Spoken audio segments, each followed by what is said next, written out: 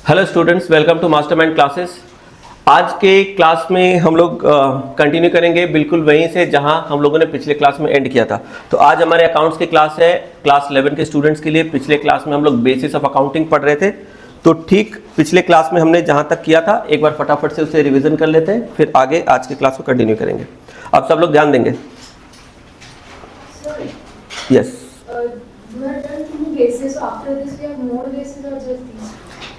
I am explaining. ठीक है, चलो पहले एक बार देखते हैं बेसिस ऑफ अकाउंटिंग। मैंने बताया था, ध्यान से सुनना, मैंने बताया था अकाउंटिंग जब हम लोग करते हैं तो अकाउंटिंग करने के दो आधार होते हैं। बेसिस मतलब कोई भी काम करने का कोई बेस होता है। तो जब ट्रांजैक्शन को हम लोग रिकॉर्ड करते हैं ना, तो ट्रांजैक्शन रिकॉर्ड करने के भी बेस होते हैं। तो अकाउंटेंसी के सब्जेक्ट में दो बेसिस बनाए गए हैं, एक को बोलते हैं कैश बेसिस और एक अक्रूवल बेसिस। इसी को हम लोग बेसिस ऑफ अकाउंटिंग भी बोलते हैं या फिर बेसिस ऑफ अकाउंटिंग भी बोलते हैं, बात एक ही है। ठीक है, तो एग्जाम में अगर बेसिस ऑफ अकाउंटिंग पूछे या बेसिस ऑफ अकाउंटिंग पूछे, it doesn't make any difference. अब पहले समझते हैं कैश बेसिस। तो कैश बेसिस बेसिकली जो छोटे मोटे बिजनेसेस होते हैं, जो स्मॉल साइज के लोकल एरिया तक कन्फाइंड होते हैं, उनके लिए होता है। ठीक है, तो ये बहुत ही सिंपल सा कॉन्सेप्ट है। ये बोलता है कि आपके बिजनेस में जो भी पैसे आप रिसीव कर रहे हो, that is your income, you consider it as income. और जो भी आप पैसे पे कर रहे हो, जो आपका आउटफ्लो है, वो आप मान लो कि आपका खर्चा है। तो कैश बेसिस में इनकम मतलब इनफ्लो ऑफ मनी, एक्सपेंस मतलब outflow of money, that's it.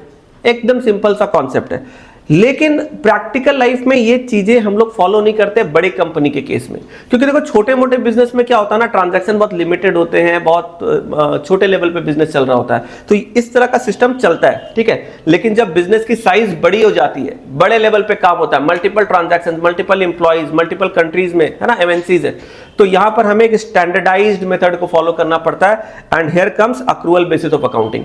हम लोगों ने स्टार्टिंग में डबल एंट्री सिस्टम को समझा था अकाउंटेंसी में। तो जो डबल एंट्री सिस्टम है ना, ये अकाउंटिंग का जो डबल एंट्री सिस्टम है, ये इन दोनों में से कौन से मेथड को एक्नॉलेज करता है? Accrual basis. तो एक चीज याद रखना, अक्रूवल बेसिस ही है जो डबल एंट्री सिस्टम में फॉलो किया जाता है। तो अक्रूवल बेसिस बोलता क्या है? अक्रूवल बेसिस बोलता ना कि आप ये मत सोचो कि सिर्फ पैसे रिसीव होने पे वो इनकम है। अगर पैसे आपको रिसीव नहीं भी हुए, लेकिन आपको रिसीव करने का राइट मिल गया, राइट टू रिसीव, याद रखना फ्रेज दिमाग में, राइट टू रिसीव। पैसे एक्चुअली में नहीं मिले हैं, लेकिन पैसे मिलने का हमें अधिकार प्राप्त हो गया है, आपका इनकम हो गया। आप ये मान लो आपका इनकम हो गया, आप उसको अपने खाते में इनकम बोल के रिकॉर्ड कर सकते हो। ठीक है, इसी तरीके से अगर आपने किसी खर्चे का पेमेंट किया, तब तो वो एक्सपेंस है। लेकिन मान लो अगर पेमेंट नहीं भी किया, लेकिन पेमेंट करने का आपका ऑब्लिगेशन क्रिएट हो गया, आपकी जिम्मेदारी बन गई, तो भी आप मान लो कि वो खर्चा है, आप उसको अपने खाते में रिकॉर्ड कर लो। मतलब ये कॉन्सेप्ट एकदम सिंपल है। अक्रूवल कॉन्सेप्ट बोलता है जो पैसे मिले वो तो इनकम है, जो पैसे गए वो एक्सपेंस है। यानी कैश वाला जो सिस्टम है वो बोल रहा है हम इसको मानते हैं, लेकिन इसके साथ अपना भी कुछ एक्स्ट्रा रूल लगा दिया। क्या लगा दिया? बोल रहा अगर पैसे नहीं भी मिले, लेकिन पैसे मिलने का अधिकार हो गया, और पैसे आपने नहीं भी दिए पर देने की जिम्मेदारी हो गई, तो भी ये एक्सपेंस और इनकम हो जाएंगे। यानी इनकम के लिए राइट टू रिसीव और पेमेंट के लिए ऑब्लिगेशन टू पे, ये दोनों होने से भी क्या हो जाएगा?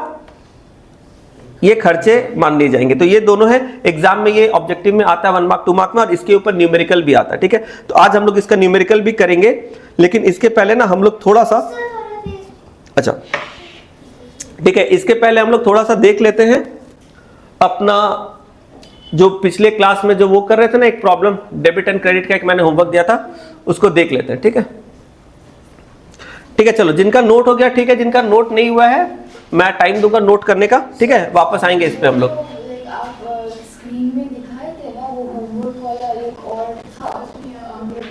हाँ हाँ हाँ, कोई बात नहीं, मिस हो गया था। ठीक है, एनीवेज चलो एक बार आते हैं यहाँ पर। चलो एक बार ना ये जो छोटा सा प्रॉब्लम है, इसको फटाफट से कर लेते हैं। ठीक है, तो ये प्रॉब्लम क्या है, ध्यान से देखना। इस प्रॉब्लम में ट्रांजैक्शन कुछ दिए गए हैं, हमें इन ट्रांजैक्शंस के आइटम्स को आइडेंटिफाई करना है और बताना है क्या डेबिट में लिखेंगे क्या क्रेडिट में लिखेंगे। तो जल्दी जल्दी से हम लोग देखते हैं क्या लिखा है, एक बार फटाफट से देखते हैं क्या है। एनालाइज द फॉलोइंग ट्रांजैक्शन, इन पूरे फॉलोइंग ट्रांजैक्शन को एनालाइज करो, मतलब थोड़ा डिटेल में स्टडी करो। State the nature of accounts, accounts का क्या नेचर है उसको स्टेट मतलब बताओ। And state which account will be debited and which account will be credited. तो यहां पर देखो बोला क्या गया है, ट्रांजैक्शन को एनालाइज करो, नेचर ऑफ अकाउंट बताओ और बताओ डेबिट में क्या होगा और क्रेडिट में क्या होगा। तो हम लोग ना फटाफट से एक फॉर्मेट जैसा प्रॉब्लम 1 में बनाए थे बिल्कुल वैसे ही बना लेते हैं। यहां पर प्रॉब्लम नंबर 2, जिन लोगों ने बनाया है ये होमवर्क चेक करेंगे, जिन्होंने नहीं बनाया मेरे साथ साथ करेंगे, ठीक है, कोई प्रॉब्लम नहीं है। चलो प्रॉब्लम नंबर 2 हम लोग यहां पर क्या लिखेंगे, एक मिनट, यहां पर लिख देते हैं सीरियल नंबर, सीरियल नंबर मतलब सीक्वेंस, और यहां पर हम लोग लिख देंगे आइटम्स, कौन कौन से आइटम्स है, फिर इसके बाद हम लोग लिख देंगे नेचर, और इसके बाद हम लोग लिख देंगे साइड। तो सबसे पहले हम लोग देखते हैं सीरियल नंबर 1। सीरियल नंबर 1 मतलब फर्स्ट ट्रांजैक्शन। फर्स्ट ट्रांजैक्शन क्या है, अनुज स्टार्टेड बिजनेस विद कैश। एक पर्सन है अनुज, उसने बिजनेस स्टार्ट किया कैश कितना लगाकर, 1 लाख लगाकर। तो इसका मतलब क्या हो गया, 1 लाख लगाकर अगर किसी ने बिजनेस स्टार्ट किया तो इसमें कौन कौन से आइटम, पहला चीज आपको आइटम बताओ, वेरी गुड, यस करेक्ट। तो पैसा लगाया है तो यहां पर एक आइटम हो गया कैश अकाउंट, हर एक आइटम में अकाउंट वर्ड जरूर लगाना है। और दूसरा क्या है, capital account, cash account, capital account. अब पहला काम खत्म, दूसरा है नेचर, कैश का नेचर। अच्छा यहां पर देखो कोई ये बोल रहा है क्या, कुछ यहां पर ये नहीं बता, मतलब रूल नहीं बता रहा है गोल्डन फॉलो करना है या मॉडर्न, तो हम लोग मॉडर्न के हिसाब से करते हैं, ठीक है। तो चलो मॉडर्न के हिसाब से बताओ कैश का नेचर क्या होगा, एसेट, ठीक है। और कैपिटल का, कैपिटल को हम लोग कैपिटल लिखते हैं, लेकिन अच्छा सुनो एक चीज मैं बता रहा हूं, अभी तो हम लोग को ना, हम लोग एक चीज समझ गए कि मॉडर्न रूल में, हम लोग एक चीज समझ गए मॉडर्न रूल में 5 कैटेगरी होती है, asset, liability, expense income, expense loss, income gain और कैपिटल। लेकिन ट्रांजैक्शन जब हम लोग करेंगे ना तो थोड़ा सा अपने आप को सहूलियत देने के लिए, ईज ऑफ डूइंग के लिए हम लोग कैपिटल को भी ना लायबिलिटी के साथ मर्ज कर देते हैं। Although capital is a different category, ध्यान से सुनना, capital is a different category under modern rule, but just for the sake of simplicity हम लोग क्या कर रहे हैं, इसको मर्ज कर दे रहे हैं। तो मान लो कि कैपिटल को मैं मर्ज कर दिया किसके साथ, लायबिलिटी के साथ, क्योंकि कैपिटल एक तरह का इंटरनल लायबिलिटी होता है। तो इससे फायदा क्या हुआ, अब हमारे पास 4 ही कैटेगरी बचे, हमें 4 में ही सोचना है। मतलब अभी तक हम लोग 5 में क्लासीफाई कर रहे थे, अब 4 में क्लासीफाई करना है, asset, liability, expense loss, income gain, ठीक है 4। तो कैपिटल को मैं यहां पर क्या लिख रहा हूं, लायबिलिटी, चलो ठीक है। तो कैश एसेट, अब इसका साइड बताना है। जब बिजनेस स्टार्ट करेंगे तो कैश बढ़ेगा यानी एसेट बढ़ेगा और लायबिलिटी ये भी बढ़ेगा, तो हम लोग इधर क्या लिखेंगे, डेबिट, और इधर लायबिलिटी बढ़ने पर credit. Modern rule I hope सबको याद हो गया होगा, अभी तक नहीं याद हुआ तो आप लोग याद कर लो, ठीक है, ये याद होना चाहिए। सेकेंड ट्रांजैक्शन देखो यहां पर क्या है, deposited cash into bank for opening an account. हमने कैश को डिपॉजिट करके एक बैंक अकाउंट ओपन किया, मतलब आपको एक बैंक अकाउंट ओपन करना था तो उसके लिए आपने कैश जमा किया बैंक में। तो जब बैंक अकाउंट ओपन करना है, कैश जमा करेंगे तो इससे क्या होगा, इससे हमारे कैश का बैलेंस कम हो जाएगा, और बैंक में पैसा डालेंगे तो बैंक का बैलेंस बढ़ जाएगा। तो यहां पर कौन कौन से 2 आइटम इन्वॉल्व है, cash account, bank account. Nature इनका क्या है, मॉडर्न रूल के हिसाब से कैश एसेट है, बैंक ये भी एसेट है, ठीक है। कैश का बैलेंस हो या बैंक का बैलेंस हो, दोनों ही एसेट है, मॉडर्न रूल के हिसाब से दोनों ही एसेट है। जब हम लोग बैंक में पैसा जमा कर रहे हैं तो बताओ कैश का बैलेंस बढ़ रहा है कि घट रहा है, घट रहा है, और बैंक का बैलेंस बढ़ रहा है, क्योंकि हम लोग कैश निकालकर बैंक में डाल रहे हैं ना, तो कैश कम जा रहा है और बैंक बढ़ जा रहा है। तो अब एसेट का रूल बताओ क्या है, बढ़ने पर किधर, राइट, ठीक है, क्लियर। हम लोग मॉडर्न रूल को फॉलो कर रहे हैं, एसेट बढ़ने पे डेबिट, घटने पे क्रेडिट, ठीक है। ये रूल देखो, जिसको समझ में आएगा ना, मतलब जिसको मॉडर्न रूल याद होगा ना उसी को ये समझ में आएगा। अगर किसी को मॉडर्न रूल याद नहीं है तो आप कॉपी का पन्ना पलट के पीछे रेफरेंस ले लो, अदरवाइज ये क्लियर नहीं होगा मैं क्या डेबिट क्रेडिट लिख रहा हूं, ठीक है। हालांकि ये याद हो जाना चाहिए था अभी तक, लेकिन फिर भी अगर किसी को प्रॉब्लम है तो आप कॉपी को रेफर कर लो। अच्छा, फिर क्या बोल रहा है ध्यान से देखो, withdrew cash for personal use. Personal use किसका पर्सनल यूज? प्रोप्राइटर, ठीक है। चलो, तो जब भी पर्सनल यूज बोल रहा है मतलब प्रोप्राइटर, तो प्रोप्राइटर ने बिजनेस से पर्सनल यूज के लिए पैसे निकाले, इसको अकाउंट्स में क्या बोलते हैं? ड्राइंग, यानी ड्राइंग हुआ है। और कैश निकाला 5000, ठीक है भाई। तो यहां पर बताओ क्या क्या आइटम्स इन्वॉल्व है? कैश और ड्राइंग्स, ठीक है। अब नेचर बताओ। एक्चुअली में, हाँ, एक्चुअली में ये कैपिटल है, ठीक है। एक्चुअली में ये कैपिटल है, क्योंकि ड्राइंग मैंने अभी बताया था ना, drawing is a part of capital only. Capital का ऑपोजिट होता है ड्राइंग, तो हम लोग इसको कैपिटल लिख सकते हैं मोर स्पेसिफिकली, अदरवाइज इसको लायबिलिटी भी लिखेंगे तो चलेगा, ठीक है। कैश का तो नेचर हमें पता ही है, एसेट, ठीक है। तो अब बताओ, जब बिजनेस में कोई प्रोप्राइटर पर्सनल यूज के लिए पैसे निकालेगा तो बिजनेस का कैश बढ़ेगा कि घटेगा? कैश घटेगा। और लायबिलिटी या कैपिटल ये भी कमेगा। तो किधर लिखेंगे बोलो? कैपिटल डिक्रीज होता है तो किधर लिखते हैं? डेबिट। और एसेट कम होता है तो क्रेडिट, ठीक है। समझ में आ रहा है? एक चीज ध्यान रखना, drawing is connected with capital, लेकिन थोड़ा सिंप्लिसिटी के लिए मैं स्लैश करके लायबिलिटी लिख दिया, ठीक है। चलो, अब नेक्स्ट ट्रांजैक्शन में जाते हैं। ट्रांजैक्शन नंबर 4 में देखते हैं क्या बोला जा रहा है। Withdrew cash for bank for office use, ये फ्रॉम होगा, withdrew cash from bank for office use. आपने सुनो, आपने बैंक से पैसा निकाला, आपने बैंक से पैसा निकाला ऑफिस यूज के लिए। अब ध्यान से सुनना, हम लोग जैसे बैंक में पैसा जमा कराते हैं वैसा बैंक से निकाल भी सकते हैं। बैंक में तो हमारे ही पैसा है ना, तो बैंक में जैसे जमा कराते हैं वैसे निकाल भी सकते हैं। तो जब हम लोग जमा कराते हैं तो बैंक का बैलेंस बढ़ जाता है, जब बैंक से पैसा विड्रॉ कर लेते हैं तो बैंक का बैलेंस कम हो जाता है, ठीक है। तो ये तो अपने को समझ में आ गया, लेकिन हमने क्यों निकाला? फॉर ऑफिस यूज, अपने ऑफिस में यूज करने के लिए। तो ऑफिस में यूज करने के लिए हम लोग इसमें क्या क्या आइटम लिखेंगे? एक तो समझ में आ रहा है बैंक, दूसरा क्या लिखेंगे? यस, दूसरा लिखेंगे कैश, ठीक है। क्योंकि ऑफिस यूज में बहुत तरह के यूज हो सकते हैं, पता नहीं चल रहा है, तो हम लोग इसको मानेंगे कैश, ठीक है। चलो, तो यहां पर हो गया एक बैंक अकाउंट, दूसरा हो गया कैश अकाउंट, ठीक है। नेचर क्या होगा दोनों का? बोथ आर एसेट्स, ये भी एसेट, ये भी एसेट्स, बोथ आर एसेट्स। अब बताओ कौन सा एसेट बढ़ रहा है, कौन सा घट रहा है?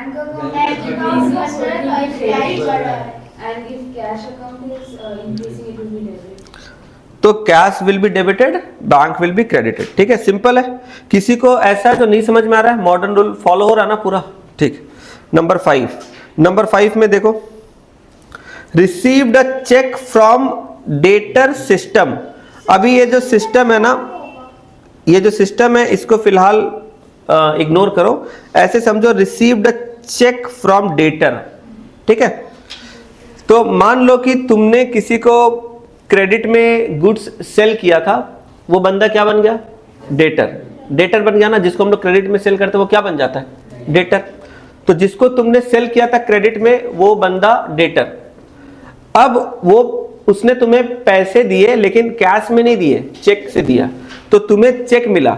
एक चीज अकाउंटेंसी में हमेशा याद रखना, जब भी कोई पार्टी से तुम्हें चेक मिले, किसी डेटर से तुम्हें चेक मिले, तो उसे तुरंत रिकॉर्ड करने के पहले ना एक बार के लिए रुक जाना, रुक के देखना आगे उसके बारे में कोई स्पेशल मेंशन है क्या। हमेशा जब भी चेक रिसीव करो 1 मिनट के लिए रुक जाओ, स्ट्रेट उसको तुरंत राइट लिखो मत, ठीक है। 1 मिनट के होल्ड करो। देखो तो ये जो चेक तुम्हें मिला इसका बाद में जाके कुछ बोल रहा है क्या? देखो तो, यस, यानी एक्चुअली में ये जो सिस्टम लिखा हुआ था ना, ये सिस्टम नहीं है, ये टाइपिंग एरर है। इसके जगह पे होना चाहिए श्याम, ये श्याम को गलती से सिस्टम लिख दिया, ठीक है। तो ये सेंटेंस है, received a cheque from debtor Shyam. आपका श्याम नाम का एक डेटर था, उससे आपने चेक रिसीव किया, और अब क्या बोल रहा है कि deposited Shyam's cheque next day, यानी जो चेक आपको मिला था श्याम से उसको आप अगले दिन डिपॉजिट कर रहे हो। अब इसको बताने के पहले मैं यहां पर थोड़ा ना चेक के बारे में एक इंपॉर्टेंट चीज बताना चाहूंगा, ये इंपॉर्टेंट है, थोड़ा सुनना ध्यान से। चेक होता क्या है? चेक एक लीगल लैंग्वेज में अगर समझे तो चेक एक नेगोशिएबल इंस्ट्रूमेंट होता है। चेक क्या होता है? एक नेगोशिएबल इंस्ट्रूमेंट। नेगोशिएबल इंस्ट्रूमेंट क्या होता है सर? नेगोशिएबल इंस्ट्रूमेंट का मतलब होता है जिससे हम लोग अपना राइट ट्रांसफर कर सकते हैं, उसको नेगोशिएबल इंस्ट्रूमेंट बोलते हैं। जिससे हम लोग अपना राइट ट्रांसफर कर सकते हैं उसको क्या बोलते हैं? Negotiable instrument. तो चेक जो होता है ना, ये एक तरह का नेगोशिएबल इंस्ट्रूमेंट होता है। जब हमें कोई चेक मिलता है या हम लोग किसी को चेक देते हैं तो चेक का डिजाइन कैसा होता है, जस्ट मैं समझाने के लिए बता रहा हूं, आप लोगों ने देखा ही होगा, लेकिन जस्ट एक specimen, just to make you clear, ठीक है? कैसा होता है चेक? तो चेक कुछ इस तरीके का होता है। यहां पर हम लोगों को नाम बताना पड़ता है, किसे हमें चेक देना है उसका नाम। यहाँ पर एक डेट लिखने का जगह होता है, यहाँ पर आप डेट लिखते हो। फिर यहाँ पर अकाउंट नंबर लिखने का स्पेस होता है, अकाउंट नंबर लिखते हो, ठीक है? इसके बाद यहाँ, हाँ यस, अमाउंट, यहाँ पर अमाउंट लिखने का एक बॉक्स होता है, यहाँ पर हम लोग अमाउंट लिखते हैं। और एक वर्ड्स में भी लिखते हैं अमाउंट, है ना? अमाउंट वर्ड्स में भी लिखते हैं और नंबर्स में भी लिखते हैं। ये सब मतलब मोटा मोटी ऐसा ये सब रहता है। और लास्ट में यहाँ पर सिग्नेचर करने का एक स्पेस होता है। तो हम लोग क्या करते हैं, जिसे भी हमें पे करना, मान लो श्याम को पे करना, तो हम लोग यहाँ पर लिख देते हैं श्याम। और जो भी डेट है वो यहाँ पर डेट लिख देते हैं। अमाउंट है मान लो 5000, तो यहाँ अमाउंट लिख देंगे। अकाउंट नंबर जो भी है वो यहाँ पर लिख देंगे और अमाउंट में यहाँ पर भी लिख देंगे 5000, ठीक है? अब यहां पर क्या करेंगे, अपना जो भी साइन है वो कर देंगे, ठीक है? इस तरीके से हम लोग एक चेक बना दिए। जब ये चेक बनाकर हम लोग किसी को देते हैं तो ये चेक की जो वैलिडिटी होती है वो 3 मंथ्स की होती है। कोई भी चेक 3 मंथ तक वैलिड होता है। इसका मतलब क्या है? इसका मतलब है जो डेट हमने यहां पर डाला, फॉर एग्जांपल यहां पर हम लोग डेट डाल रहे हैं आज का 18 अप्रैल 25, ठीक है?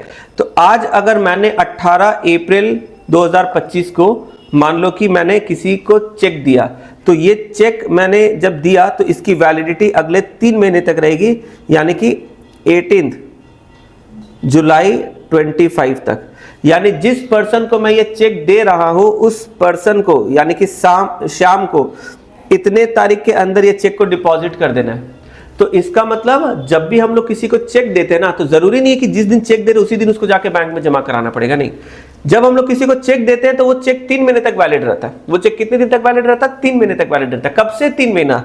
चेक का डेट से 3 महीना। जो डेट चेक के ऊपर लिखा होता है उस डेट से अगले 3 महीने तक चेक वैलिड होता है, ठीक है? उस 3 महीने के बीच में आप वो चेक को क्या कर सकते हो? बैंक में डिपॉजिट करा सकते हो। यानी कि मैंने ये चेक किसको दिया? श्याम को। कितने तारीख को दिया? 18 अप्रैल को। श्याम इस चेक को बैंक में डिपॉजिट कब तक करा सकता है? 18 जुलाई तक। अगर उसके बाद मान लो वो जाता है जमा कराने, 18 की जगह वो 20 जुलाई को जाता है, तो क्या होगा? बैंक वाला बोलेगा नहीं, ये चेक इनवैलिड हो गया, इसका जो टाइम पीरियड था वो लैप्स हो गया। 3 मंथ्स का आपको टाइम दिया गया था, दैट पीरियड हैज लैप्स्ड। तो अब उसको बैंक क्या करेगा? उसको बाउंस कर देगा, मतलब उसको डिसऑनर कर देगा, पैसे आपको नहीं मिलेंगे। तो 3 महीने का ही टाइम होता है चेक को डिपॉजिट करने का, इसके बाद चेक का वैलिडिटी खत्म। तो अगर एक चेक 3 महीने तक वैलिड होता है, अगर एक चेक 3 महीने तक वैलिड होता है, तो यहां पर एक ट्विस्ट है। क्या ट्विस्ट है? ध्यान से देखना, ध्यान से देखना क्या ट्विस्ट है। ये बहुत इंपॉर्टेंट कॉन्सेप्ट है, आगे भी आएगा काम में। तो ध्यान से देखो, मान लो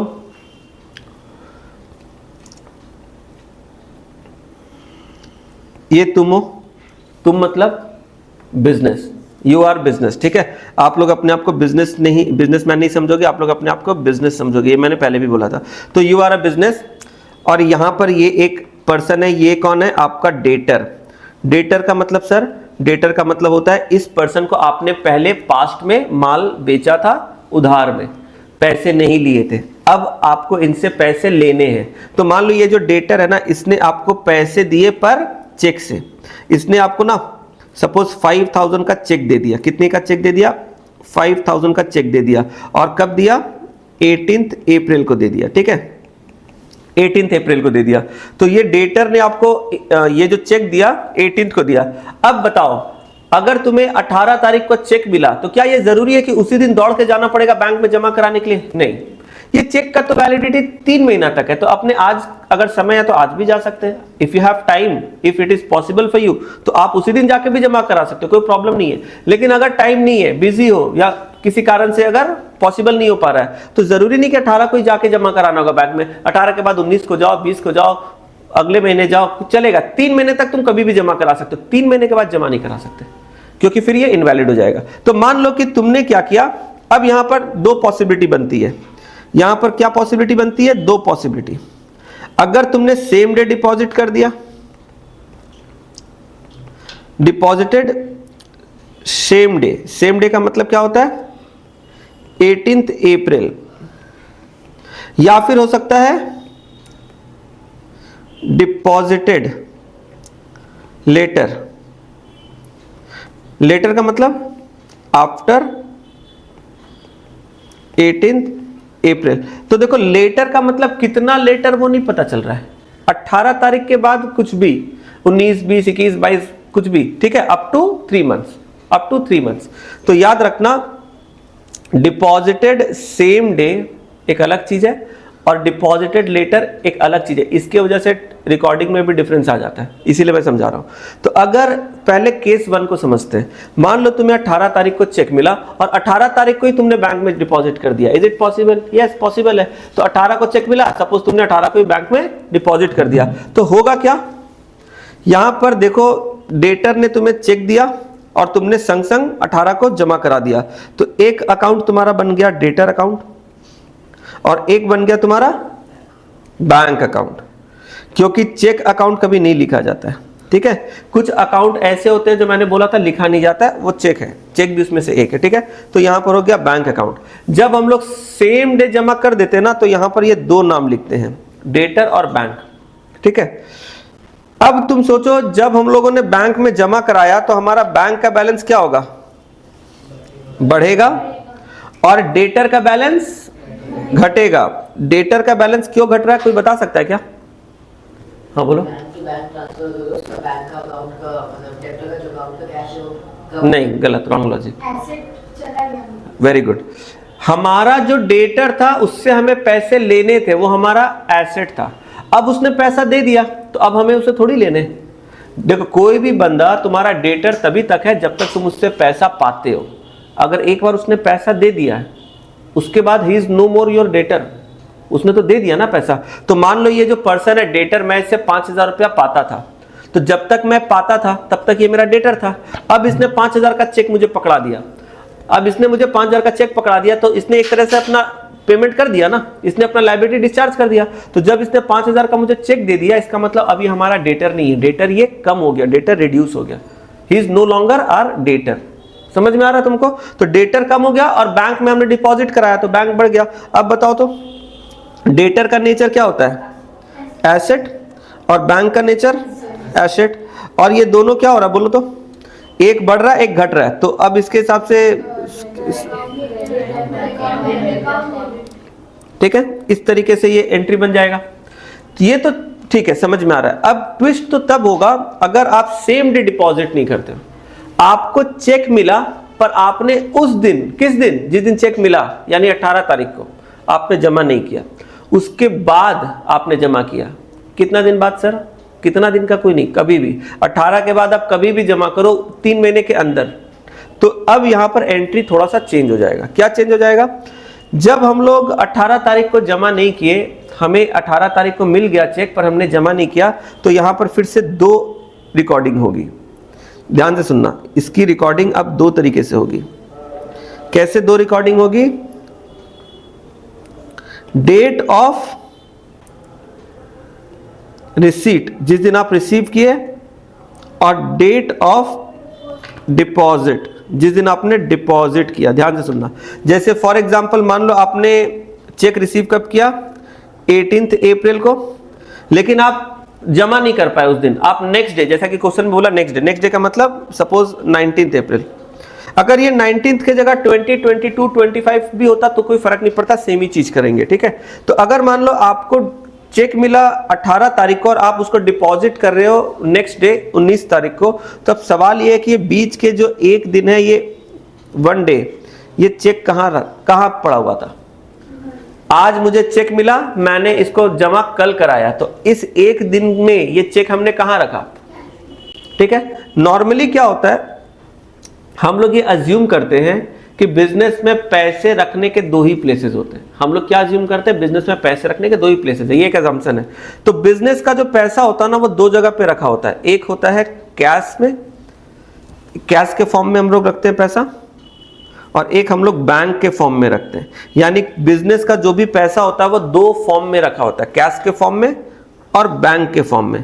कैश के फॉर्म में जो पैसा होता है ना वो बिजनेस के पास ही होता है, इसको हम लोग रखते हैं अपने बिजनेस में कैश बॉक्स में। तुम लोग किसी दुकान वगैरह पे देखे हो ड्रॉर होता है ना, जिसके अंदर जैसे तुम कोई सामान लेने गए तो वो पैसा निकाल के चेंज वगैरह देता है, तो वो एक ड्रॉर होता है, या फिर तिजोरी वगैरह पहले के जमाने में होता था, एक बड़ा सा ना लोहे का मजबूत अलमारी जैसा है, तो शेप होता है, उसको लॉकर बोलते हैं। तो हर एक बिजनेस में, हर एक स्टोर में, हर एक शॉप में, हर जगह पे तुम्हें एक ऐसा ड्रॉर, तिजोरी, लॉकर, सेफ कुछ ऐसा मिलेगा, कुछ ना कुछ मिलेगा।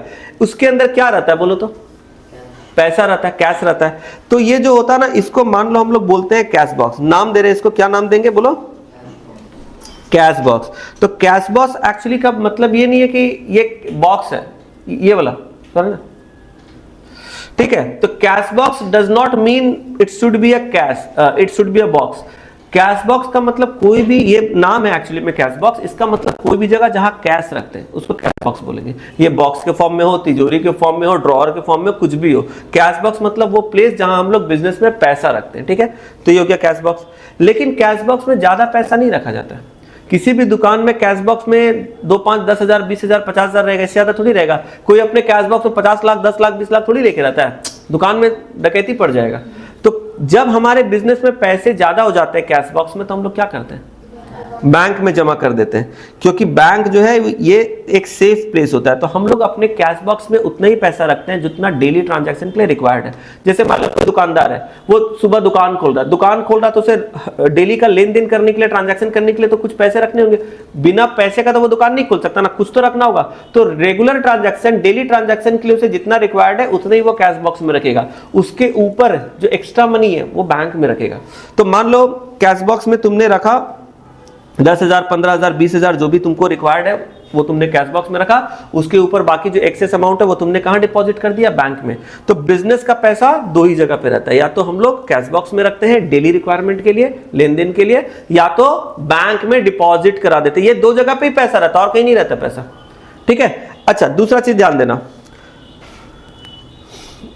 हम लोग जब पैसे कैश बॉक्स में ज्यादा हो जाते हैं तो हम लोग बैंक में क्या करते हैं? डिपॉजिट कर देते हैं। और जब कैश बॉक्स में पैसे कम हो जाते हैं, कभी कभी ऐसा भी होता है कैश बॉक्स में पैसा शॉर्ट हो गया, तो हम लोग बैंक से निकाल के विड्रॉ करके कैश में भी डिपॉजिट कर देते हैं। मतलब इनके बीच में पैसा घूमता रहता है, ठीक है। चलो, ये दोनों का नेचर क्या है? ये दोनों ही हमारा एसेट है। हमारा मतलब बिजनेस का एसेट है। कैश बॉक्स में जो कैश है वो भी बिजनेस का एसेट है, बैंक के अंदर जो बैंक बैलेंस है वो भी बिजनेस का एसेट है। दोनों का नेचर तो सेम ही है भाई। दोनों में क्या है? पैसे हैं। ये दोनों किसका पैसा है? बिजनेस का ही है।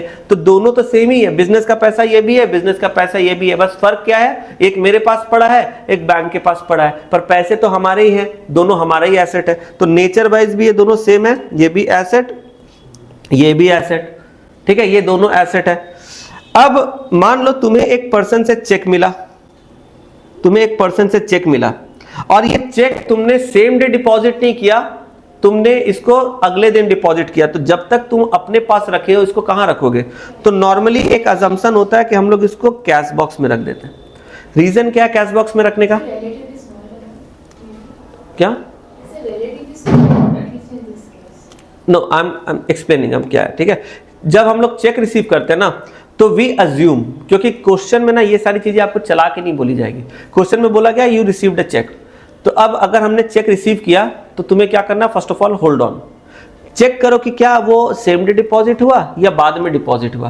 क्वेश्चन में ना आने वाले एंट्री में अगर कहीं पर तुम्हें दिख रहा है कि बाद में हुआ, जैसे अभी हम लोग देखे क्वेश्चन में नेक्स्ट वाले एंट्री में बोला कि वो बाद में डिपॉजिट हुआ, इसका मतलब सेम डे हमने डिपॉजिट नहीं किया। तो जब सेम डे डिपॉजिट नहीं किया तो वो सेम डे गया कहाँ? एक दिन हमने उस चेक को कहाँ रखा? ये बोलेगा नहीं कहाँ रखा क्वेश्चन में, तुम्हें अज्यूम करना पड़ेगा। देखो, cheque is not a normal piece of paper, cheque is equivalent to money. क्योंकि चेक जब हम लोग बैंक में जमा कराते हैं तो उससे हमें पैसे मिल जाते हैं ना, तो एक तरीके से चेक जो है ये मनी का ही तो वर्थ रखता है ना। तो it is equivalent to money, we can say cheque is equivalent to money. तो जहां हम लोग अपना कैश रखते हैं, जहां पैसा रखते हैं, वहीं तो चेक भी रखेंगे, क्योंकि ये भी तो पैसे के बराबर है। तो हम लोग ये अज्यूम करते हैं कि चेक क्या था? कैश था। अब देखो, अकाउंट्स में ना चेक अकाउंट बोल के कुछ नहीं होता है, याद रखना। अकाउंट्स में हम लोग चेक अकाउंट बोल के कुछ नहीं लिखते, तो चेक को कोई दूसरा नाम देना पड़ेगा। हम लोग बोले ना अकाउंट्स में कुछ चीजें हम लोग नहीं लिखते, उसके जगह कोई दूसरा नाम यूज करते हैं। तो चेक के जगह हम लोग क्या नाम यूज करेंगे? जिस पर्पस में चेक यूज हो रहा है या जहां पर चेक जा रहा है। तो नॉर्मली चेक तो बैंक में जाता है, सुनना ध्यान से, नॉर्मली चेक बैंक में जाता है, तो चेक के जगह हम लोग क्या यूज करते हैं? बैंक। ये नॉर्मल केस है, चेक के जगह बैंक यूज करते हैं, this is the normal case, क्योंकि नॉर्मली चेक बैंक में जाता है। लेकिन अगर चेक रिसीव हुआ और सेम डे हमने बैंक में नहीं डाला, तो वो कहां चला गया? कैश बॉक्स में। यानी इसे जाना था बैंक पर चला गया कैश बॉक्स में। तो अब क्या इसे हम लोग बैंक बोल सकते हैं? नो, क्योंकि बैंक हम लोग बोलेंगे पर बैंक तो ये पहुंचा ही नहीं, ये पहुंच गया। तो बेटर होता है यहां पर इसके जगह हम लोग क्या बोलेंगे? इसको कैश। ठीक है, ध्यान से सुनना, कैश बोलेंगे। कुछ कुछ बुक में बोलते हैं नहीं, कैश नहीं बोलेंगे, इसको एक अलग नाम देते हैं, इसको नाम दे देंगे चेक इन हैंड। क्या बोलेंगे? Cheque in hand. क्योंकि देखो चेक अकाउंट बोल के कुछ अकाउंट नहीं होता, तो अपने तरफ से एक नाम दे दिया गया चेक इन हैंड। इसका मतलब आपके पास नाम से क्या समझ में? चेक इन हैंड, आपके हाथ में कितना चेक है, तो cheque in hand. Cash in hand जैसे होता ना, कैश इन हैंड, वैसे चेक इन हैंड। तो या तो आप कैश यूज कर सकते हो इसके जगह पे, या चेक इन हैंड यूज कर सकते हो, बैंक यूज नहीं कर सकते। क्यों बैंक यूज नहीं कर सकते? कि बैंक में तो अभी गया नहीं। अब मान लो आज तुमने यहां पर डाला कैश इन हैंड या cheque use, cash in hand या चेक इन हैंड यूज कर लिए। नेक्स्ट डे तुमने बैंक में डिपॉजिट किया, तो बैंक में कैसे डिपॉजिट करोगे? ध्यान से देखना, कैश बॉक्स से चेक को निकालोगे, जो पहला दिन डाले थे उसको निकालोगे और फिर ले जाके बैंक में जमा करा दोगे। पहले हमने क्या किया? चेक रिसीव किया, कैश बॉक्स में डाल दिया, फिर अगले दिन कैश बॉक्स से निकाल के बैंक में डाल दिया। तो नेक्स्ट डे क्या हो रहा है? कैश से निकल रहा है, बैंक में जा रहा है। तो अब ट्रांजैक्शन कैसा होगा? ध्यान से देखना, जिस दिन तुमने, ध्यान से सुनो, जिस दिन तुमने चेक को रिसीव किया, जिस दिन तुमने चेक को रिसीव किया उस दिन क्या हुआ? डेटर क्या हो गया? बोलो, रिड्यूस हो गया, क्योंकि चेक रिसीव किया तो डेटर हमारा कम हो गया, अभी भी पढ़े थे थोड़ी देर पहले। और इंक्रीज क्या हो गया? कैश या चेक इन हैंड, मैं इसे शॉर्ट में लिख रहा हूं, चेक इन हैंड, ये क्या हो गया? इंक्रीज हो गया। अब लॉजिक वाइज अगर मॉडर्न रूल के हिसाब से सोचे तो डेटर एसेट है, कैश भी एसेट है, चेक इन हैंड भी अगर लिखोगे तो वो भी एसेट है। अब बताओ तो साइड क्या होना चाहिए? एसेट डिक्रीज हो रहा है तो और कैश भी एसेट है, इंक्रीज हो रहा है तो डेबिट। ये एंट्री हमें कब पास करना पड़ेगा?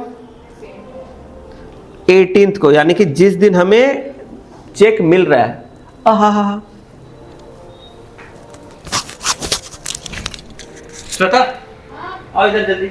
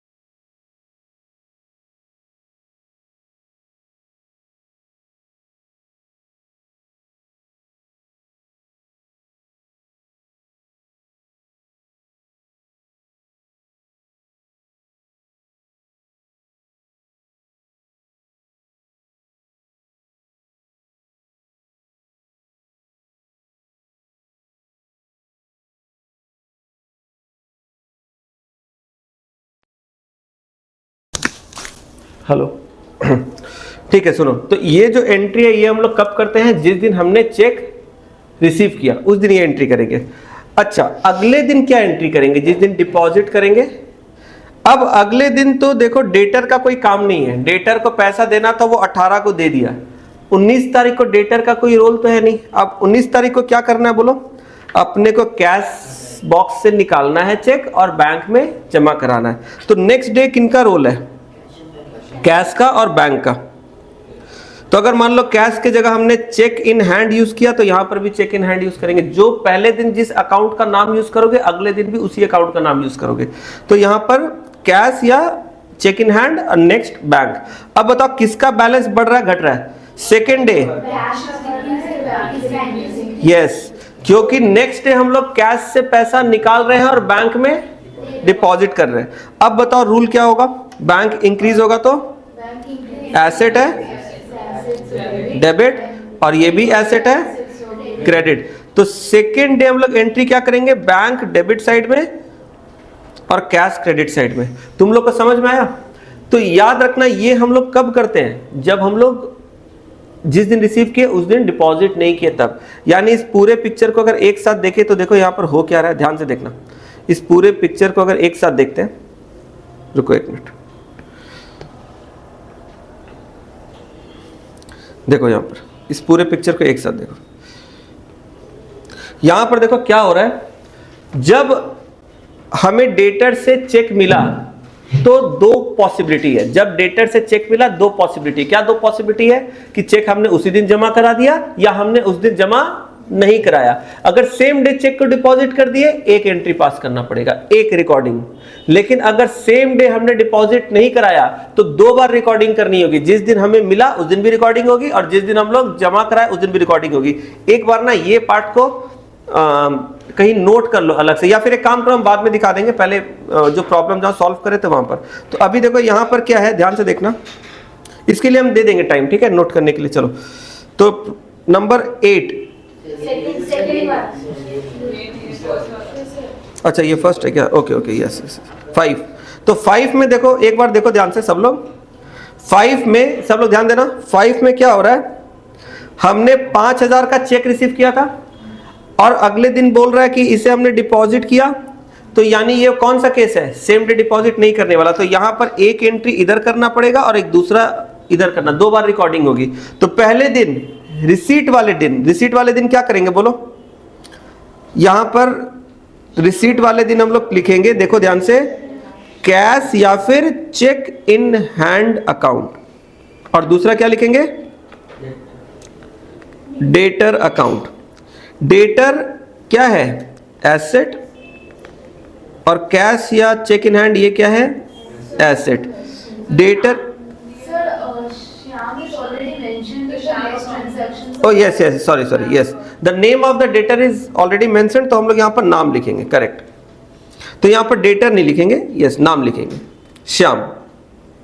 किसी भी पार्टी का नाम जब दिया रहेगा तो नाम लिखेंगे। तो दोनों एसेट है, ठीक है। अब कैश का जो बैलेंस है ये क्या हो रहा है बोलो? इंक्रीज। और जो डेटर है यानी कि श्याम, इसका बैलेंस क्या हो रहा है? डिक्रीज। अब एसेट के रूल के हिसाब से बताओ क्या करेंगे? डेबिट और ये क्रेडिट। नेक्स्ट डे अब हम लोग क्या कर रहे हैं? अब इसी को हम लोग बैंक में डिपॉजिट करें। अब कौन से दो अकाउंट रहेंगे? कैश या चेक इन हैंड, और दूसरा बैंक अकाउंट। दोनों का नेचर क्या है बोलो? एसेट। ये भी एसेट, दोनों ही एसेट है। अब बताओ कौन सा बढ़ रहा है घट रहा है? करेक्ट। तो अब यहां पर फिर से क्या हो जाएगा बोलो? ठीक है, समझ में आ रहा है ना? चलो नेक्स्ट, ठीक है, चलो नेक्स्ट देखते हैं।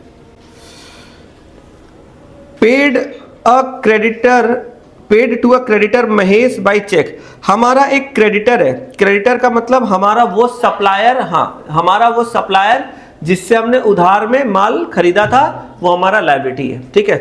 तो क्या हम लोग इसको जब पे कर रहे हैं, चेक से पे कर रहे हैं, तो इसमें भी देखना पड़ेगा कि सेम डे डिपॉजिट हुआ कि नहीं। पे करने के टाइम पे अपने को देखने की जरूरत नहीं है। बोलो क्यों? क्योंकि हमने चेक साइन करके दे दिया, अब वो उसका मैटर है, वो उस दिन जाके जमा कराए या वो बाद में जाके जमा कराए, अपने को माथा नहीं लगाना, अपने को देना था, अपने दे दिया, ठीक है। लेकिन जब अपने को रिसीव होता है फिर देखना पड़ता है कि हमने उसको सेम डे किया या बाद में डिपॉजिट किया, ठीक है। तो यहां पर याद रखना, जब चेक देंगे ना तब ये सेम डे और डिफरेंट डे वाला कॉन्सेप्ट अप्लाई नहीं करेंगे। तो यहां पर हम लोग क्रेडिटर को दे रहे थे, यहां पर दो अकाउंट बताओ तो क्या क्या यूज होगा? महेश और कैश नहीं, चेक है ना, महेश और बैंक, महेश अकाउंट और बैंक अकाउंट। तो बैंक का नेचर क्या है? एसेट, और महेश का नेचर लायबिलिटी। कौन सा लायबिलिटी है ये? हाँ, एक्सटर्नल लायबिलिटी मतलब क्रेडिटर, ठीक है। और अब बताओ कि किसका बैलेंस बढ़ रहा है, किसका बैलेंस घट रहा है?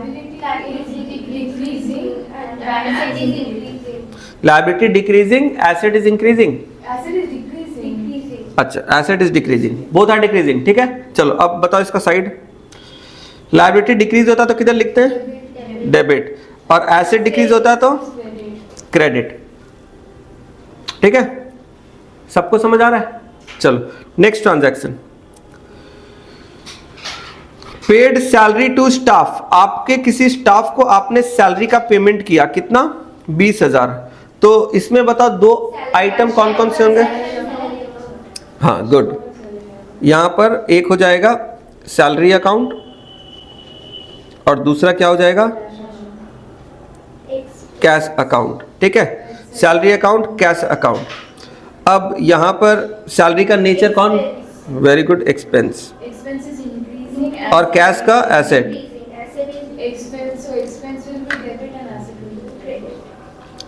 कैश इज,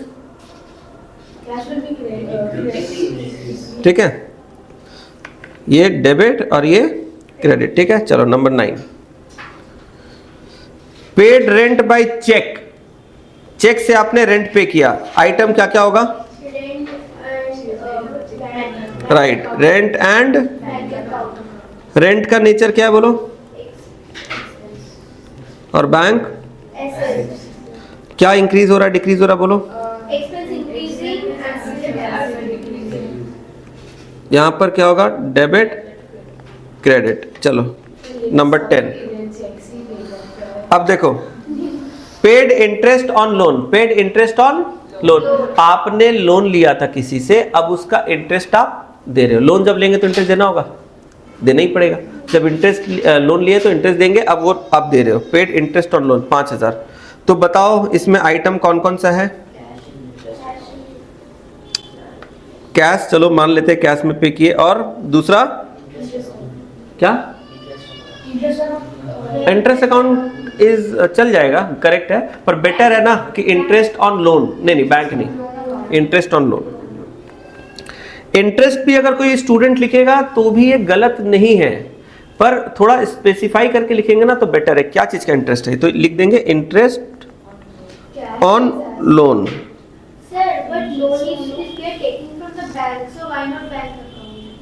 बता रहे हैं, पहले ये समझो, हम लोग जो पेमेंट कर रहे हैं किस चीज का पेमेंट कर रहे हैं? लोन का या इंटरेस्ट का? We are paying interest. कैसे? कैश में। तो कैश एक आइटम हो गया, दूसरा इंटरेस्ट एक आइटम हो गया, more specifically interest on loan. तो कैश का नेचर क्या है? एसेट। और इंटरेस्ट हम लोग पे कर रहे हैं, इसका नेचर एक्सपेंस। तो जब हम लोग कैश पे करेंगे तो हमारा एसेट कम हो जाएगा और ये बढ़ जाएगा। ये क्या है?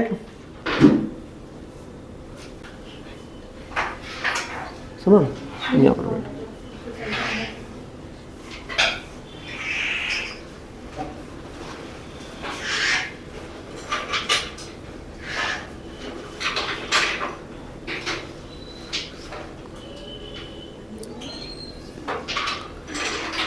Credit and debit.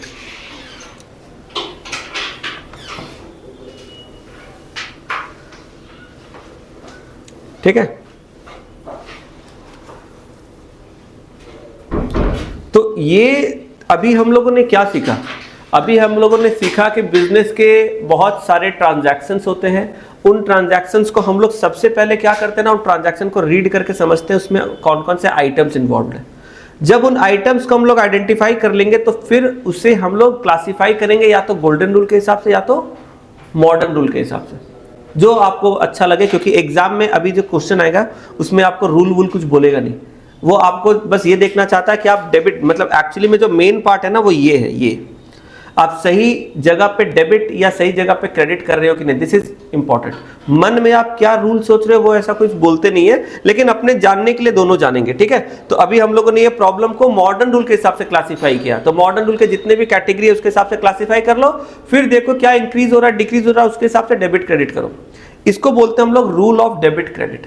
ये फंडामेंटल कॉन्सेप्ट है मेन चैप्टर का जो हमारा आने वाला है जर्नल। जर्नल एक्चुअली में मेन, अभी जो भी लेक्चर हो रहा ना, मान के चलो ये अभी कोई चैप्टर हमने स्टार्ट नहीं किया, अभी हम लोग क्या कर रहे हैं, अभी हम लोग फंडामेंटल्स कर रहे हैं, मतलब अकाउंटेंसी का फंडामेंटल कॉन्सेप्ट हम लोग अभी पढ़ रहे हैं। तो अभी हम लोग मेन चैप्टर में एंट्री नहीं किए हैं, तो अभी ये जो है ना इसके ऊपर हमारा फर्स्ट चैप्टर आएगा, जो और भी डिटेल में हम लोग इसी तरह से बात करेंगे बट विद फॉर्मेट। अभी तक हम लोग अकाउंट्स में कोई फॉर्मेट स्ट्रक्चर नहीं बना रहे क्योंकि अभी हम लोग मेन चैप्टर में नहीं गए। तो बस ये जो कॉन्सेप्ट अगर जिसने समझ लिया, मान लो जर्नल भी उसका उसी तरीके से चलेगा, ठीक है। तो रूल ऑफ डेबिट क्रेडिट समझ में आया, मॉडर्न रूल सबको समझ में आया। अब हम लोग आते हैं नेक्स्ट टॉपिक में, जिसके बारे में क्लास के स्टार्टिंग में बात किए थे, कैश बेसिस और अक्रूवल बेसिस, ठीक है। एक मिनट रुकना, इसका मैं प्रॉब्लम लेकर आता हूं।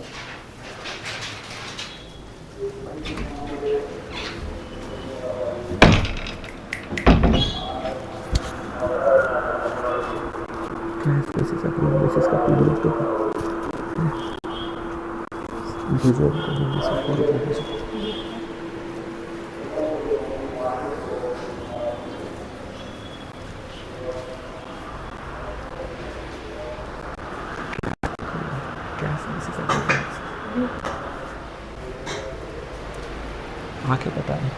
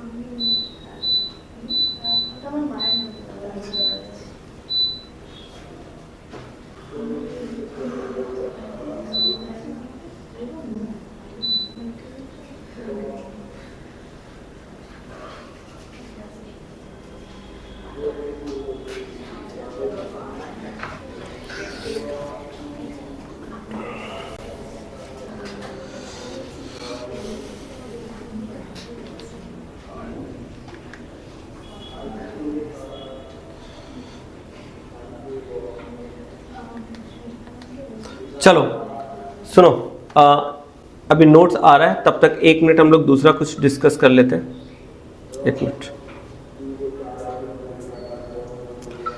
हम लोग अकाउंटिंग टर्म्स पढ़ रहे थे।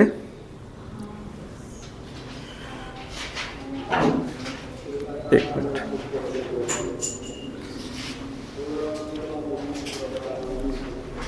एक अकाउंट्स में एक टर्म आता है,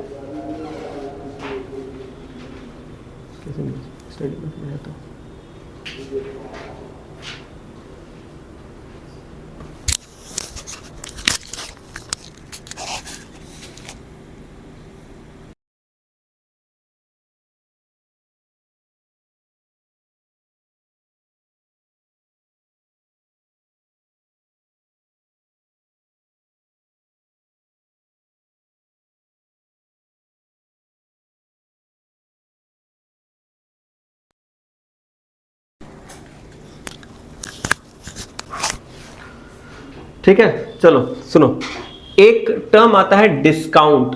क्या टर्म है? डिस्काउंट। कोई मुझे बता सकता है डिस्काउंट का मतलब क्या होता है?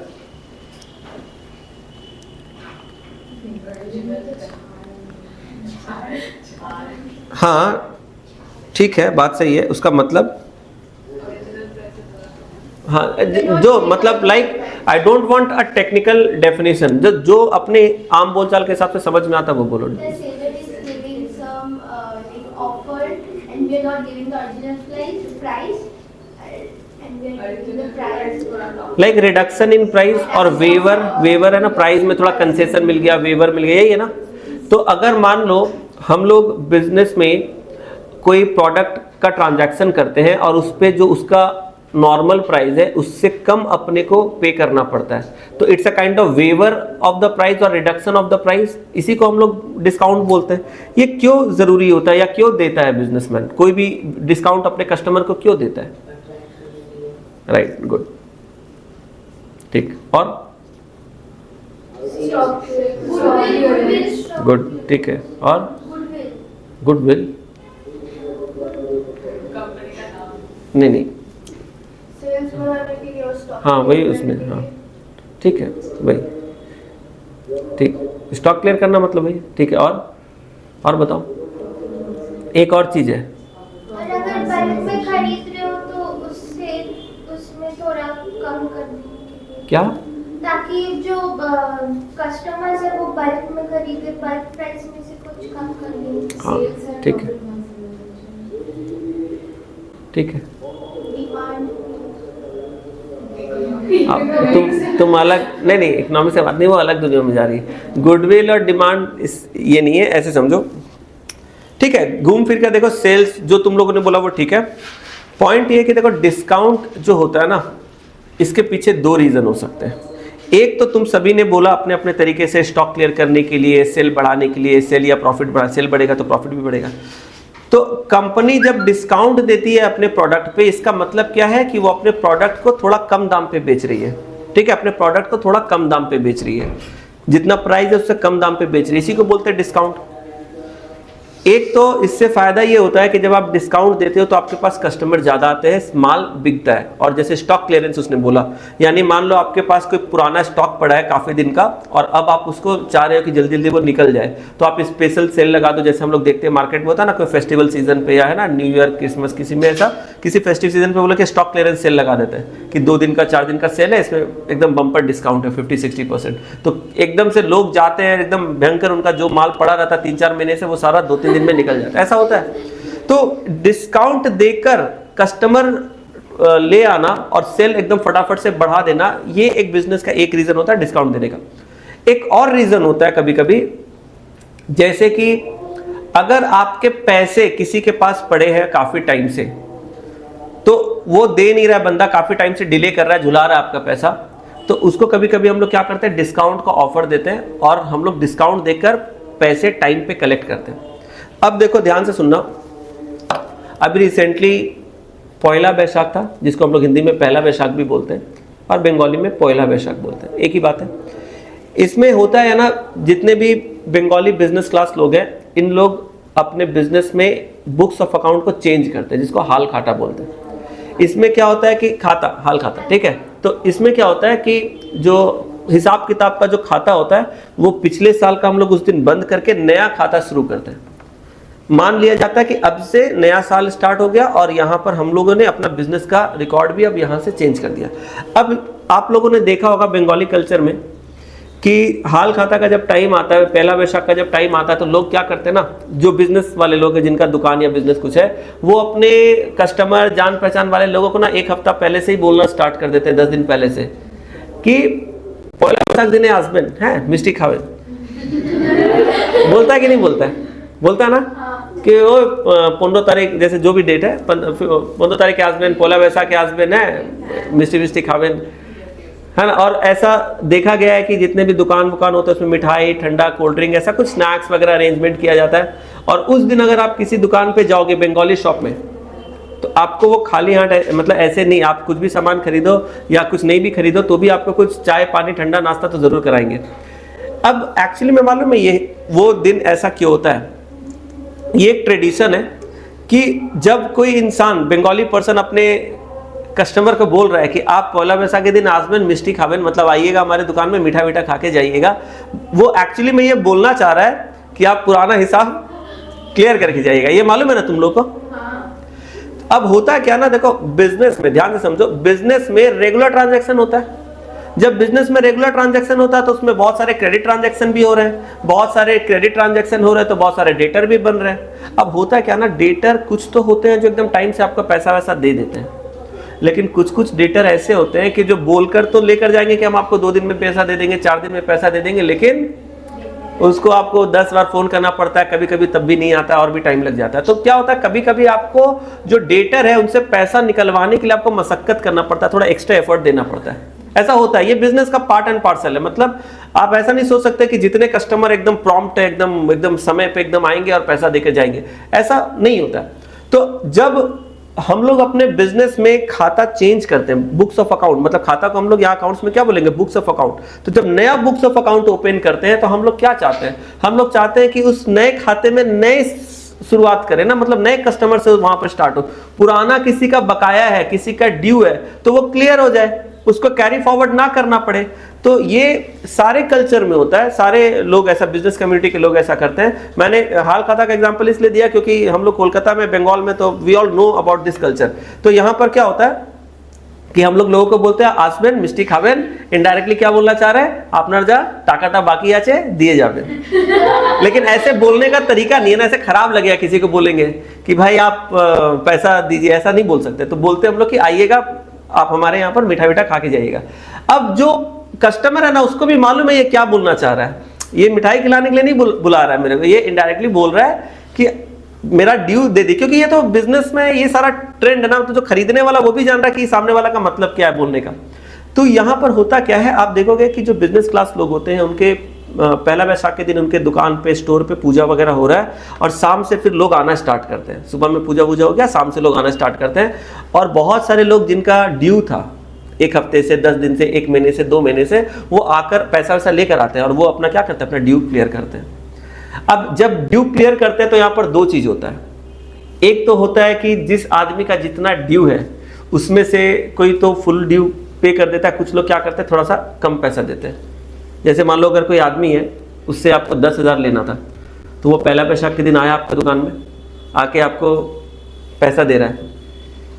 तुमने जब गिनती किया तो 9,000 रुपया, तुमने दादा एटा तो शुद्ध 9,000, अरे राखुन ना, ठीक है, वो ऐसा बोलता है, अरे राखुन ना, ठीक है कि আছে এত তো আমরা আপনার সাথে তো এত রেগুলার ট্রানজ্যাকশন है तो অনেক আগামী বছর আবার तो है ना, मतलब ट्रांजैक्शन तो होगा अगला साल। तो देखो ये जो है ना, ये मत समझो कि ये किसी एक जगह का कहानी है, ये ऐसा ही है, this is the business trend. तो जब कोई इंसान अपना पुराना ड्यू क्लियर करता है ना, तो मैक्सिमम केसेस में देखा जाता है कि वो थोड़ा कम भी कर देता है। ऐसा नहीं है कि सारे लोग करते हैं, पर कुछ लोग कर, 10 में से 1, 2 लोग, 3 लोग कर देंगे। तो अपना वो जो पैसा देना है उसमें से थोड़ा बहुत आप काट के देते हो। और क्योंकि एक बुक्स अभी क्लोज हो रहा है, फेस्टिवल का दिन है, तो कोई मना भी नहीं करता है, ठीक है, क्योंकि उसको पता है कि अभी 500,000 के लिए दिमाग लगा के फायदा नहीं, ये हमारे पुराने कस्टमर है, इनके साथ रिलेशन मेंटेन करके रखेंगे तो अच्छा रहेगा ना, आगे भी तो हमसे सामान लेते रहेंगे, बिजनेस करते रहेंगे। तो वहां पर उस मोमेंट में कोई ज्यादा प्रेशर भी नहीं देता, ठीक है, आगे माल लागबे तो আমার কাছেই নেবেন, मतलब क्योंकि देखो हर कोई बिजनेस में क्या होता है ना, हर कोई कस्टमर बना के रखना चाहता है, मेंटेन करके रखना चाहता है। अगर आप आज 500,000 रुपए के लिए किसी के साथ आप ज्यादा जिद पे अड़ जाकर ना एटा किए अपना एटा तो भालो जिनिस आछे ना, अगर तुम 500,000 के लिए किचपिच करोगे तो क्या होगा मालूम है, हो सकता है वो तुमको 500,000 दे दे, लेकिन बाद में हो सकता है वो तुम्हारे जगह किसी तुम्हारे कॉम्पिटिटर से माल लेने लगे।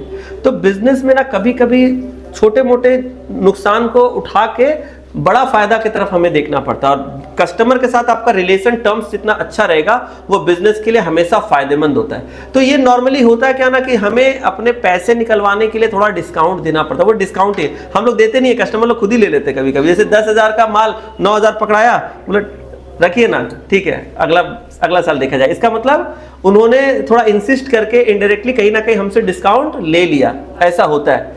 तो ये जो डिस्काउंट है ये किस लिए है मालूम है, कैश कलेक्ट करने के लिए। तो डिस्काउंट 2 चीजों के लिए होता है, एक तो डिस्काउंट होता है सेल बढ़ाने के लिए, माल ज्यादा बेचने के लिए, और एक डिस्काउंट क्यों होता है, अटका हुआ पैसा, रुका हुआ पैसा निकलवाने के लिए। कभी कभी मान लो आपका कोई कस्टमर है, आपने उसको उधार में माल बेचा था, बहुत टाइम हो गया, वो पैसा नहीं दे रहा है, हमेशा कुछ ना कुछ बहाना करके अरे अगले 2 दिन में दे देंगे, अगले हफ्ते दे देंगे, अगले महीने दे देंगे, ऐसा करके टाल रहा है, काफ़ी टाइम हो गया। अब आप चाह रहे हो कि यार ये तो पैसा लग रहा है मेरा बैड डेट कर देगा। बैड डेट कर देगा मतलब ये लग रहा है मेरा पैसा डुबा देगा, इतना दिन से बहाना कर रहा है, कब का दे देना चाहिए था अभी तक दे नहीं रहा है। अब आपको मन में घबराहट हो रहा है कि कहीं मेरा पैसा डूब ना जाए। मान लो 10,000 आपको लेना था, अब आपको टेंशन हो रहा है यार इसको बेच के तो गलती कर दी, कहीं मेरा पैसा डूब ना जाए, बैड डेट ना हो जाए। तो आप क्या करोगे? आप कभी कभी बिजनेस में ऐसा होता है, आप उनको बोलोगे देखो भाई हम लोग बिजनेस कर रहे हैं, हमारे भी पेमेंट्स होते हैं, हमें भी कई लोगों को देना पड़ता है, तो हमने आपको ट्रस्ट करके जब माल दिया है, अगर आप हमारा पैसा रोक देंगे तो कहीं ना कहीं हमारा बिजनेस भी तो प्रॉब्लम में आ जाएगा ना, हमें भी तो किसी को पैसे देने हैं। तो आपसे रिक्वेस्ट करते हैं प्लीज़ आप हमें पैसे दे दीजिए। चलिए आपको 10,000 देना था, आप 10,000 मत दीजिए, आप कम से कम चलिए 8,000 ही दे दीजिए, लेकिन आप दे दीजिए, इससे हमारा रिलेशन भी रह जाएगा और हमारा काम भी बन जाएगा, हमें भी किसी को देना है, हमारा भी अर्जेंट रिक्वायरमेंट है वो भी पूरा हो जाएगा। क्योंकि देखो क्या होता है ना, बिजनेस में अगर आपको मान लो किसी से पैसे लेने हैं 10,000 और बहुत टाइम से वो पैसा रोक के रखा हुआ है, बहानाबाजी कर रहा है, एक्सक्यूज दे रहा है, अब आपको मन में टेंशन है कि वो मेरा पैसा पूरा डुबा ना दे, पैसा ना मार ले। अब वो अगर पैसा मार लेगा तो पूरा 10,000 गया, लॉस। ऐसे में as a wise business person आप क्या सोचोगे? एक समझदार बिजनेस के नाते आप ये सोचोगे कि चल भाई कम से कम अपना मुनाफा ना भी आए तो अपना जो कॉस्टिंग है वो निकल जाए। मान लो 8,000 का माल था, तुमने 2,000 अपना प्रॉफिट ऐड करके 10,000 में तुमने बेचा था, अब वो अटका रहा है पैसा, बहुत दिन से नहीं दे रहा है। अब तुम सोचोगे यार चलो यार कम से कम 8,000 भी मिल जाए तो अपना जो लागत है वो तो निकल जाएगा ना, मुनाफा नहीं भी कमाए, अपना जो कॉस्टिंग है वो रिकवर हो गया, कुछ तो वो, और अगला बार से आए उधार मांगने तो बताते हैं। तो अपने क्या करते हैं, कभी कभी ना अटका हुआ पैसा निकालने के लिए भी डिस्काउंट देते हैं। तो 2 तरह का डिस्काउंट है, एक जो तुम लोगों ने बोला सेल बढ़ाने के लिए, तो डिस्काउंट जब हम लोग अकाउंट्स में पढ़ते हैं तो there are 2 type of discount. अब मैं यहाँ पर लिख रहा हूँ, जहां पर तुम लोग अकाउंटिंग टर्म्स लिख रहे थे वहां और जगह है क्या? उस पेज में जाके देखो तो 2-3 लाइन लिखने के लिए जगह है। हाँ, तो डिस्काउंट के अंदर 2 तरह के डिस्काउंट होते हैं। एक में लिखो number A, trade discount.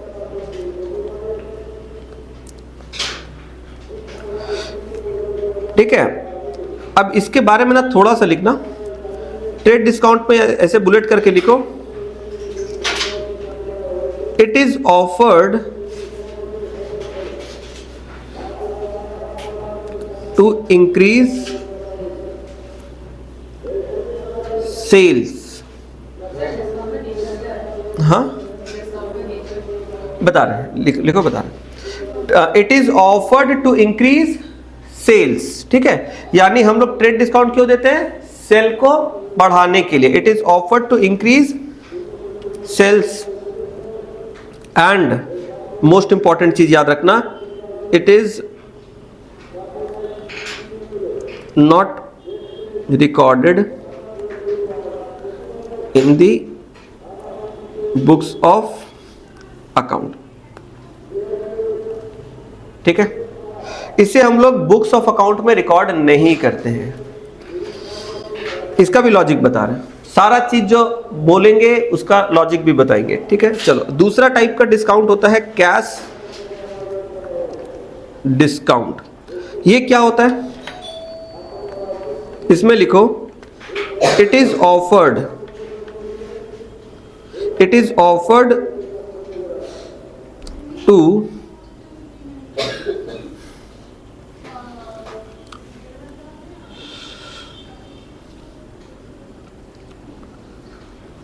get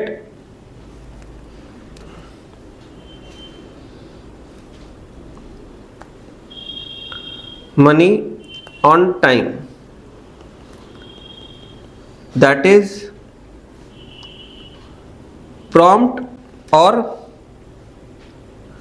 early collection।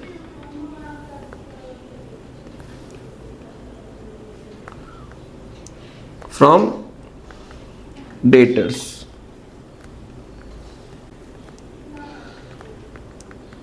It is recorded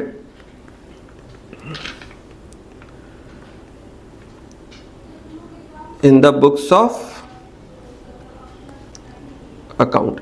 तो 2 तरह का डिस्काउंट होता है। एक डिस्काउंट जिससे हम लोग अपना बिजनेस का सेल बढ़ाते हैं, जैसे तुम लोग अपने आसपास में देखते होगे किसी दुकान, किसी स्टोर, किसी मॉल में लिखा हुआ रहता है 2 डेज सेल है ना, जैसे अमेजोन और ये सब आता है ना, कुछ कुछ दिन क्या बोलते हैं उसको, बिग बिलियन डे ऐसा करके। तो इस तरह से ऑनलाइन में भी सेल लगता है, या फिर ऑफलाइन स्टोर में कोई फेस्टिवल आया, Durga Puja, Eid, Diwali, new year, Christmas, ऐसा कुछ ना कुछ फेस्टिवल आता है, इसमें भी सेल लगता है। 2 दिन का सेल, 4 दिन का deal, 50% off, buy 1 get 1 off, ऐसा करके आता है ना दुनिया भर का। ये सारे सेल से क्या होता है मालूम है, सेल बढ़ जाता है, कस्टमर एकदम टूट के जाते हैं, और जितना नॉर्मल डेज में सेल होता है एक दिन में, उसका 10 गुना सेल के टाइम पे हो जाता है कि नहीं। तो इसको बोलते हैं ट्रेड डिस्काउंट, इससे सेल्स बढ़ता है। दूसरा, इस तरह के डिस्काउंट को ना हम लोग बुक्स ऑफ अकाउंट में, यानी अपने ट्रांजैक्शन रिकॉर्ड करने के टाइम पे हम लोग अपने खाते में नहीं लिखते।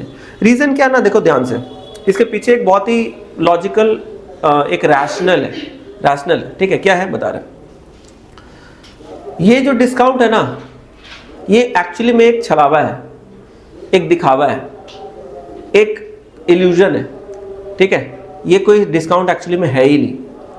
कैसे, तुम समझो, एक प्रोडक्ट है, मान लो मैं एक प्रोडक्ट बनाता हूं, suppose this is a product, और मेरे को क्या करना है, इसको 10 रुपये में बेचना है। तो मैं क्या करूंगा ना, इसके ऊपर टैग लगाऊंगा 20 रुपये का, और मैं इसको लिखूंगा फिर 50% ऑफ, और मैं क्या करूंगा 50% ऑफ के साथ इसको मैं स्टोर में लगा दूंगा, और जो कस्टमर आएंगे वो देखेंगे, अरे वाह, ये 20 रुपीज़ का पेन 50% ऑफ 10 रुपये में मिल रहा है, और वो लेकर जाएंगे। तो हम लोग के साथ ऐसे ही होता है। हम लोग जब मार्केट में जाते हैं, मान लो बाय 1 गेट 1 फ्री, मान लो एक टी शर्ट है, आपने एक टी शर्ट खरीदा और उसमें लिखा हुआ है एक के साथ एक फ्री, तो आप एक खरीदोगे, आपको एक के साथ एक फ्री मिल जाएगा। आपको क्या लगता है, दुनिया में कोई चीज़ फ्री होता है क्या? अब तो आप लोग कॉमर्स के स्टूडेंट हो, आप लोग समझ सकते हो, नथिंग इज फ्री। अंग्रेज लोग एक कहावत बोलता है, मालूम, there is no free lunch in the world, there is no free lunch, मतलब कुछ भी मुफ्त का नहीं होता है।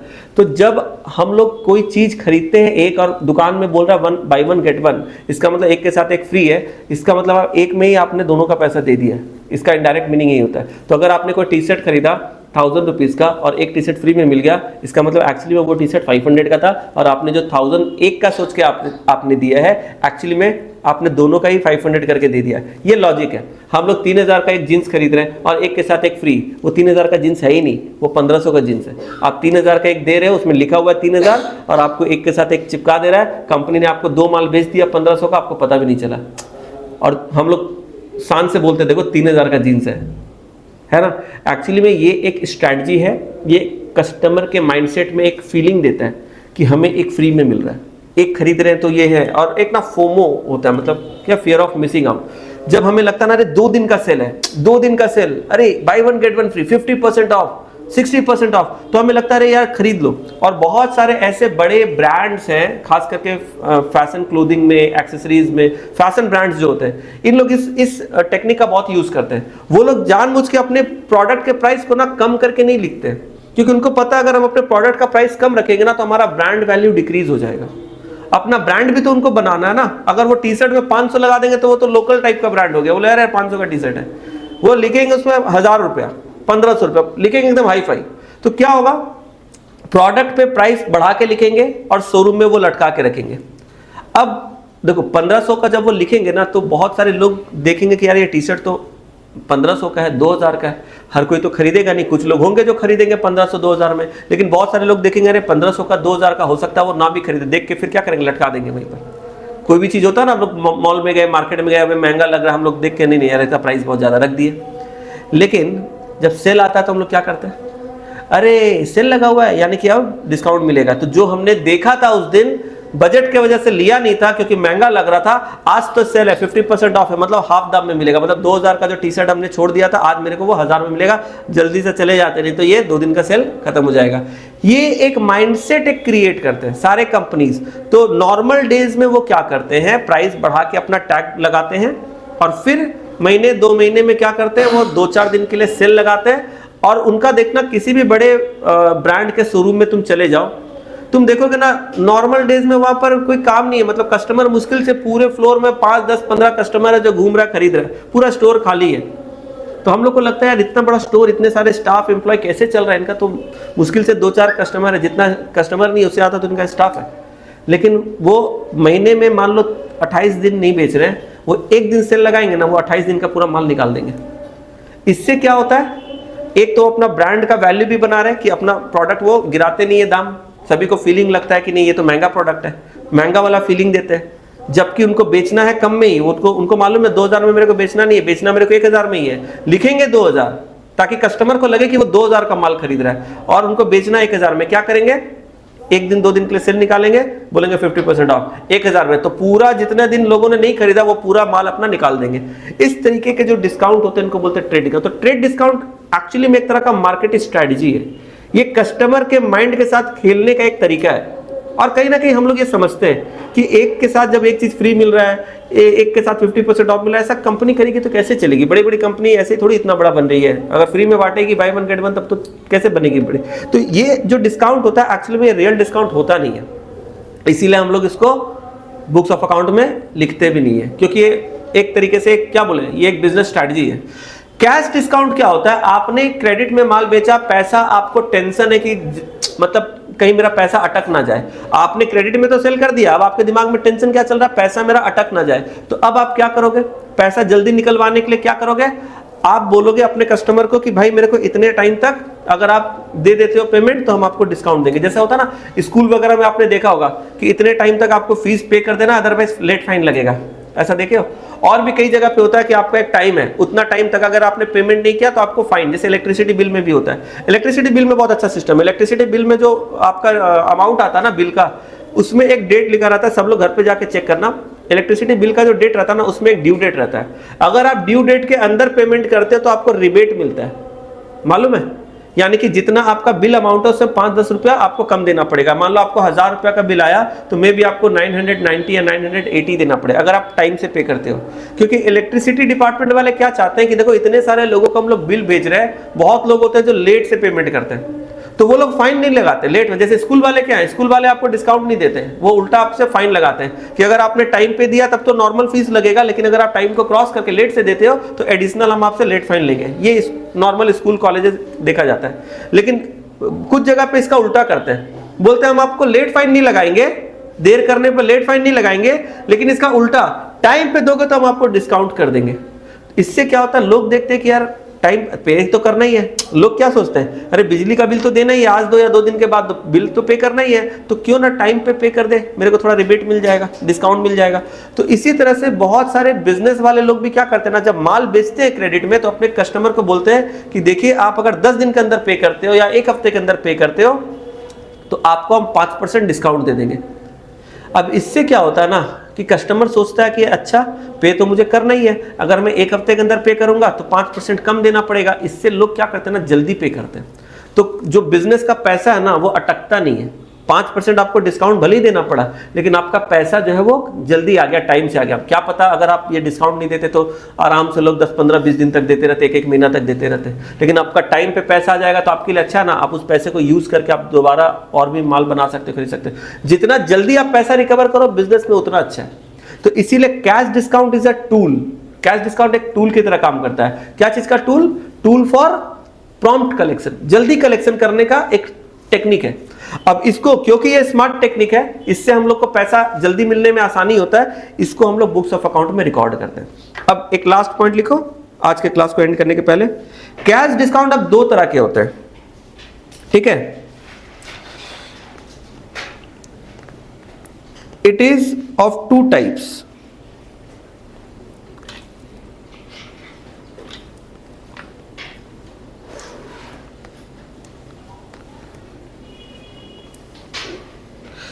एक को बोलते हैं डिस्काउंट अलाउड,